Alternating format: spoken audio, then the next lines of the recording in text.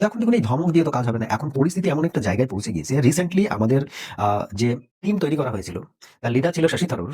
কি কারণে? যে বাংলাদেশের পরিস্থিতিকে খতিয়ে দেখা, তার সমস্ত ডিটেইলস কি হচ্ছে, ঘটনা কি, কোন জায়গায় যেতে পারে, সেগুলো সমস্ত কিছু নিয়ে সরকারকে একটা রিপোর্ট দেওয়া। তো সেই শশী থারুরের একটা রিপোর্ট এসেছে। সেখানে কি বলছে? যে ১৯৭১ এর পরে এখনো পর্যন্ত ভারত বাংলাদেশের সম্পর্ক এইরকম তলানিতে থাকেনি। সেটা আমরা সকলেই জানি। কিন্তু রিপোর্টে আরো অনেক কিছু বলছে। যেমন ধরুন ১৯৭১ এ যে পরিস্থিতিটা ছিল এক্সাক্টলি সেটা না হলেও তার আশেপাশেই রয়েছে। ভারতের কাছে এটা কিন্তু বড় চ্যালেঞ্জিং।